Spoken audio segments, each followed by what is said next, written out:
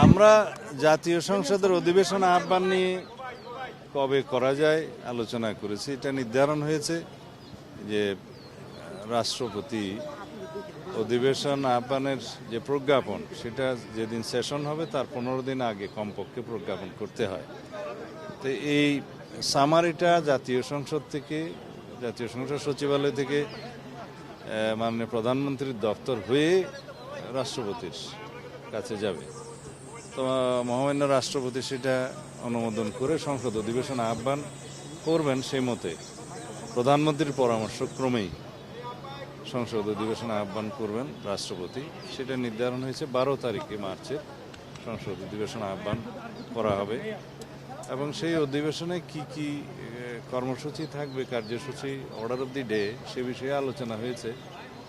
যেমন সেই অধিবেশনে স্পিকার, ডেপুটি স্পিকার নির্বাচিত হবে এবং ইন্টারিম গভর্নমেন্টের আমলে যে সমস্ত অধ্যাদেশ প্রণয়ন করা হয়েছে সেগুলো উপস্থাপন করা হবে, সুপ্রস্তাব হবে প্রথামাফিক এবং রাষ্ট্রপতির ভাষণ হবে। আর অন্যান্য যে সমস্ত বিষয় থাকবে সেগুলো পার্লামেন্টের রেগুলার যেগুলো জব সেগুলো হবে। তো এই আলোচনা সেটা নির্ধারিত হলো। নতুন রাষ্ট্রপতি নির্বাচনের বিষয়ে আলোচনা হয়েছে না, সে বিষয়ে এখনো কোনো আলোচনা হয়নি। স্পিকার, ডেপুটি স্পিকার চূড়ান্ত হয়েছে সেগুলা পরে হবে। এবার নগদে পাচ্ছেন হেলিকপ্টার অফার, তাই কেনাকাটার পেমেন্ট নগদে করুন আর বুঝে নিন 2000 টাকারও বেশি ক্যাশব্যাক সহ হেলিকপ্টার রাইড। পেমেন্ট শুরু করুন আজই।